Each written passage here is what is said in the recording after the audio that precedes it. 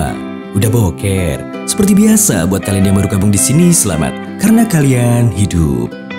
Buat para balsam setia Stony Nema, sehat selalu ya men, permen. Oke, kali ini Nema bakal nyeritain alur dedek gemes Jepang requestan balsamer lagi nih. Judulnya Teen Bright.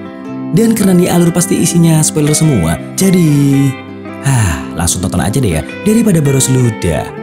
So gimana? Udah siapin balsam? Oke lah, percuma nyocos kalau kalian gak paham.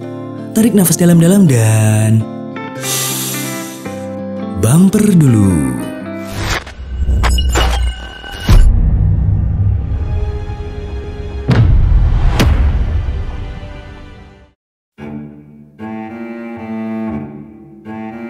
Film dibuka dengan sebuah dongeng tentang seorang putri yang menikah dengan seorang pangeran penyelamat.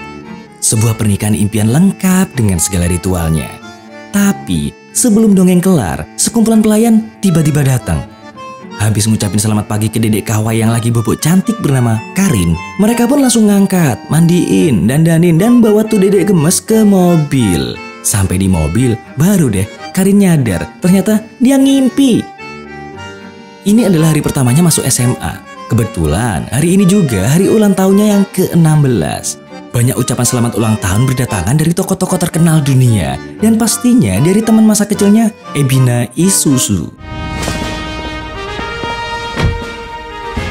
Tanjoubi omedetou, Karin. Sesampainya di sekolah, Karin yang udah ngebet banget pengen ketemu pangeran impiannya, dikagetin tuh sama suara para cewek yang histeris teriak-teriak kalau ada pangeran. Penasaran deh tuh si dedek Karin. Dan ternyata ada seorang cowok yang biasa-biasa aja tuh di sana. Ya, cowok itulah yang tadi diteriakin sama para cabe-cabean. Saking antusiasnya para cewek, Karin keserobot dan kehilangan jejak tuh cowok biasa-biasa aja. Dicariin deh sampai masuk ke lapangan sepak bola. Dan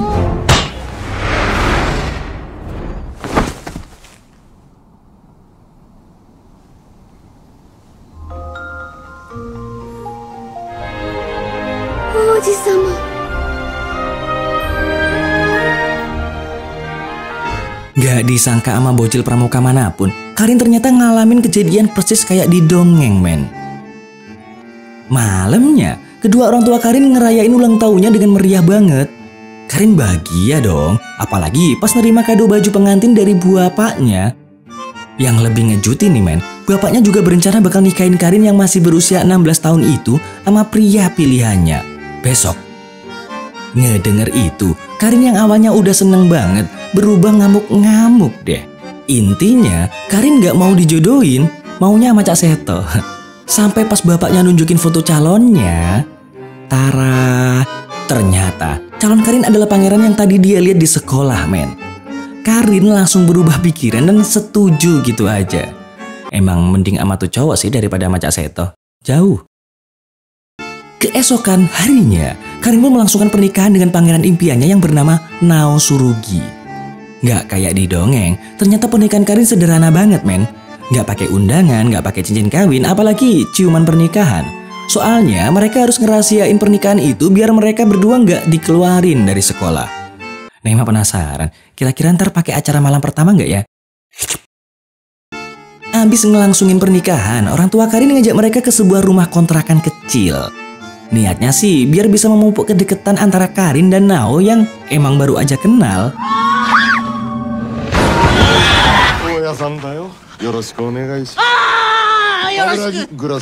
Awalnya Karin nolak tuh, tapi demi menjadi istri yang baik untuk Nema, Nao akhirnya dia pasrah men. Karin yang selama ini hidup ala-ala inces gitu, kini harus hidup mengenaskan bareng suaminya. Adeh, lagi-lagi demi cinta. Malangnya lagi, Karin juga baru tahu sebuah kenyataan pedih kalau Nao nikahin dia cuma demi harta. Biar hutang ayahnya bisa dilunasi dan Nao bisa terus bersekolah men. Wow, cowok mulia. Selain itu, Nao juga membuat beberapa kesepakatan yang harus dipatuin sama Karin. Mulai dari mereka tidur beda kamar, gak usah masakin Nao, pokoknya mereka dilarang mencampuri urusan masing-masing gitulah intinya. Padahal Karin udah jatuh cinta sejak pandangan pertama. Tapi Nao malah gak demen tuh sama orang yang mentingin sampul daripada isinya. Asik.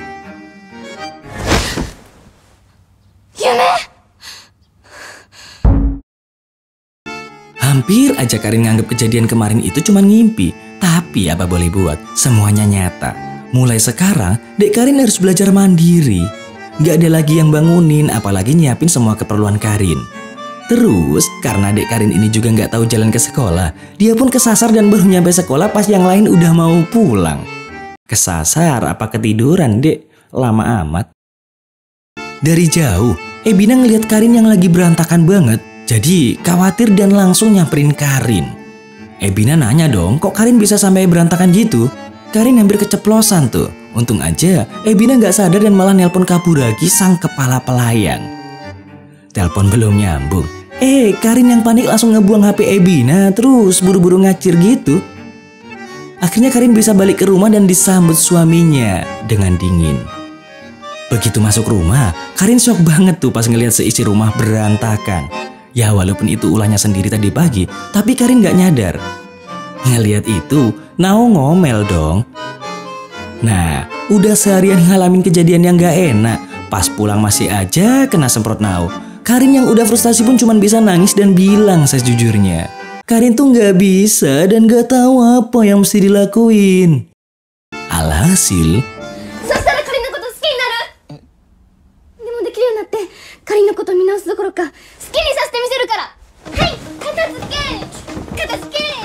karena bimbingan dari sang suami, Karin pun berusaha sebaik mungkin. Bahkan meski Nao ngelarang, Karin tetap aja belajar masak. Dan karena Karin kayaknya masih saudara jauhnya Chef Renata dengan wujud yang cukup serem, tapi ternyata Karin berhasil bikin masakan yang sedep, men. Malam itu pun mereka makan bersama untuk pertama kalinya sambil ngobrol-ngobrol tipis. Dan dari situ Karin jadi tahu kalau nih suami kampret nggak suka sama brokoli. Kelar maem, Nao ngecek jatah bulanan nih. Nggak disangka Karin ngabisin banyak duit cuman buat makan malam tadi. Nao pun ngasih tahu Karin kalau mereka harus berhemat karena tuh duit mereka dapetin dari ayah Karin. Menyadari hal itu, Karin tanpa mikir dua kali langsung nelpon ayahnya. Lagi-lagi, Nao dibikin shock sama tingkah ajaib dari dedek gemes, men. Mau nggak mau, malam itu mereka berdua pun pulang ke rumah orang tua Karin. Nao buru-buru minta maaf ke ayah Karin. Ya, meskipun yang ngabisin duit putrinya sendiri, tapi sebagai suami, Nao ngerasa bertanggung jawab atas yang udah Karin lakuin. Bahkan Nao pun menolak pas orang tua Karin mau ngasih duit lagi buat mereka. Orang tua Karin jadi terharu ngeliat putri mereka bersama orang yang tepat. Persis Nema, punya harga diri. Ya walau agak murah sih.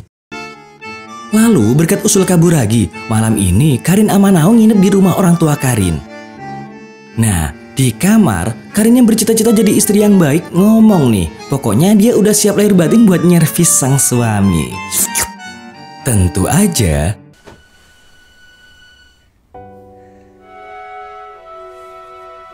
ya walaupun Nao cuma ngertak Dek Karin, dan malam itu pun mereka lalui dengan nggak ngapa-ngapain.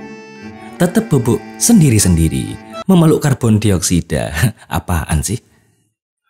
Pagi harinya, pas Karin sama Nao mau berangkat sekolah, terjadilah kejadian ajaib di keluarga Karin. Pertama, Karin nolak diantar ke sekolah naik mobil dan milih ngebis sama Nao. Kedua, mendadak para koki minta maaf ke Karin bahkan sampai mau bunuh diri tuh, cuman gara-gara alasan sepele. Terus yang ketiga, dan ini yang paling ajaib, men. Untuk pertama kali dalam hidupnya, Karin menundukkan kepala sambil minta maaf. Ngelihat perubahan itu, orang tua Karin auto selamatan 7 hari 7 malam, men. Mereka juga sangat berterima kasih ke Nao. Bahkan Nao juga seneng sama perubahan Karin. Kali ini Karin sama Nao berangkat sekolah barengan nih, men. Untuk pertama kalinya, si kampret Nao ini ngegandeng tangan Dek Karin, men. Ya walaupun gara-gara malu ngelihat Karin hilir mudik gak karuan di dalam bis. Lanjut pas di kantin sekolah, Karin sama Nao duduk terpisah. Dari ekspresi mereka kayaknya cukup menikmati makan siang mereka, walaupun cuman udon. Hal itu tentu aja bikin Ebina jadi bingung, men. Si Karin kenapa ya? Pas Karin bingung mikirin jawaban yang tepat buat pertanyaan Ebina, tiba-tiba sekumpulan cabai-cabean ngeroyok Nao. Mereka pada nyodorin brokoli di depan muka Nao. Ngelihat itu, Karin auto teriak. その人ブロッコリー嫌いと思います。はあ？ Krik, krik, krik. Nao akhirnya menolak secara halus bekal yang disodorin para cabe-cabean. Tapi nggak disangka ama emak penjual rujak manapun, muncullah cewek lain yang bakal jadi rival Karin. Namanya Saya. Tiba-tiba aja saya ngejatuhin piringnya terus cabut dari kantin abis saling pandang sama Nao. Tentu aja Dek Karin cemburu tuh men. Alah, manten baru. Sesampainya di rumah, Karin langsung memberondong Nao dengan banyak pertanyaan. Bahkan Karin sampai menjatuhkan barang-barang di meja dan bikin Nao refleks berteriak agar Karin berhenti. Begitu sadar, Nao buru-buru minta maaf terus ninggalin Dek Karin sendirian. Usut punya usut nih men, ternyata Nao punya trauma. Saat masih kecil, emak Nao sering banget ngebanting barang-barang sambil memaki-maki Nao. Cukup tragis sih. Dan pertengkaran semalam ternyata bikin mereka jadi canggung lagi. Gara-gara itu, pagi ini mereka berangkat sekolah sendiri-sendiri tanpa kehadiran Cak Idin. Di sekolah, Karin yang masih penasaran pun nyari-nyari saya. Dan ternyata saya juga melakukan hal yang sama. Alhasil, pagi ini mereka bicara serius sebagai rival yang ngerebutin Nao. Tanpa opening apalagi bumper dulu, saya langsung minta agar Karin putus sama Nao. Dengan sok baik, saya juga bilang kalau Nao cuma ngincer duit Karin. Saya juga tahu kalau Karin cuma suka sama Nao gara-gara tampangnya yang mirip sama Nema.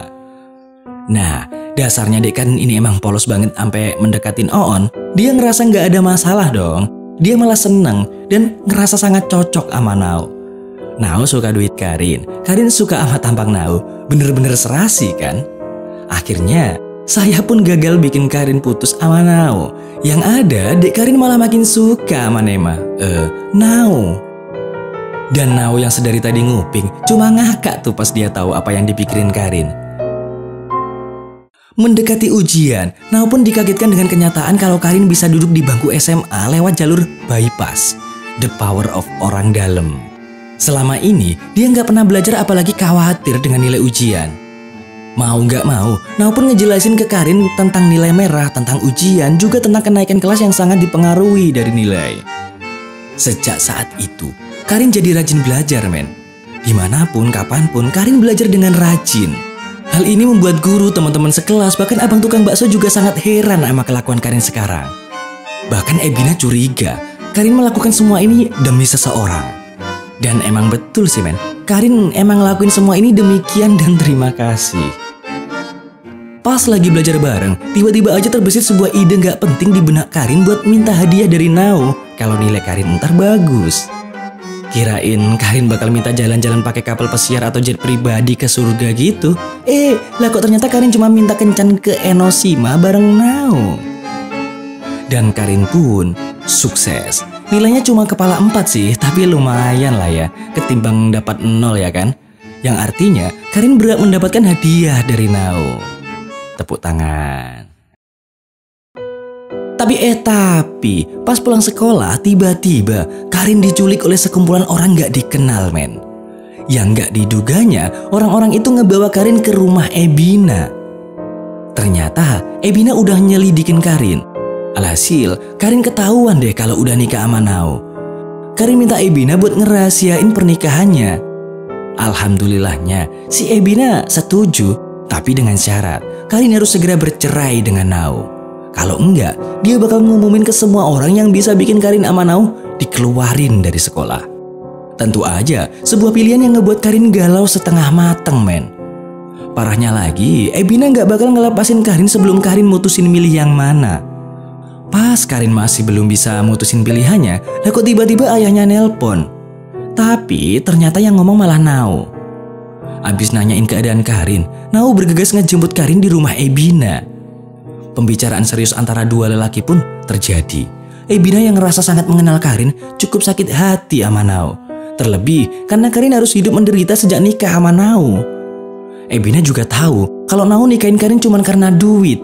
Dan anehnya, Nao cuma dia membeku, membatu, mematung pas denger semua ucapan Ebina. Malam itu akhirnya Karin bisa pulang. Tapi kali ini Karin pulang ke rumah orang tuanya sendiri tanpa Nao, bukan ke rumah kontrakannya. Sebelum berpisah, Nao janji besok bakal ngasih hadiah yang udah diminta Karin.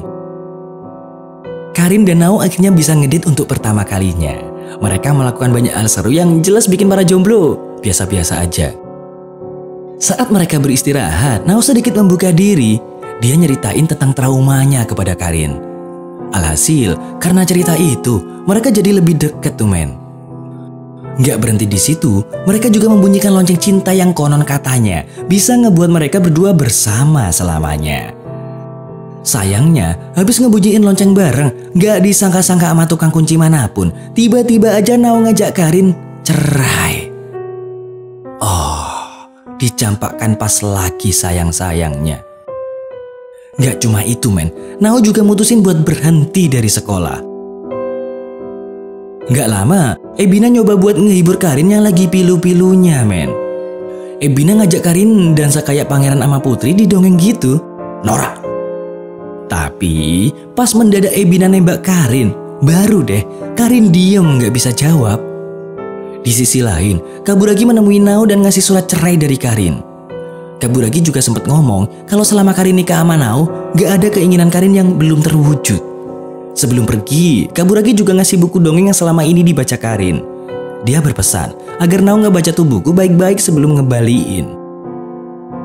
Di rumah, Nao pun membaca buku dongeng itu baik-baik. Sampai di halaman terakhir, Nao menyadari sesuatu dan dia pun segera berlari kencang. Ternyata, seperti di dongeng, selama ini Karin hanya ingin hidup bersama Nao dalam keadaan apapun. Mau itu susah atau senang. Berbeda dengan apa yang selama ini Nao pikirin. Nao pun bergegas pergi ke rumah Ebina. Di sana, Nao berjanji akan membahagiakan Karin apapun yang terjadi. Melihat kesungguhan Nao, Ebina pun menyerah. Dia bahkan memberitahu Nao kalau sekarang Karin ada di rumah kontrakan mereka. Tahu akan hal itu, tentu aja Nao gak pakai lama langsung nyusul Karin di rumah kontrakan mereka. Di sana, Nao minta maaf pada Karin. Nao juga menyatakan cintanya sama Karin dan mereka pun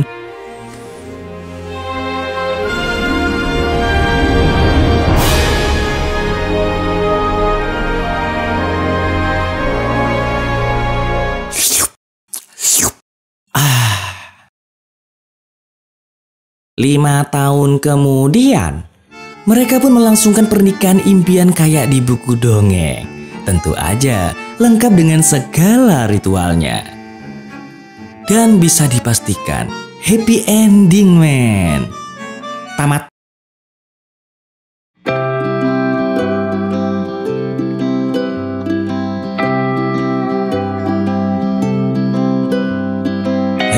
Kayak FTV aja nih film. Halo. Buat para balsamer, tetap jaga kondisi dan pikiran ya men, biar kalian selalu sehat kalau nonton Storynema. Oke, seperti biasa buat para jomblo, segera temukan jodohmu karena daging yang terbelah rasanya lebih nikmat daripada telapak tanganmu. Dan kalau ada yang request film untuk diulas, bisa kalian tulis di komentar ya. Bye.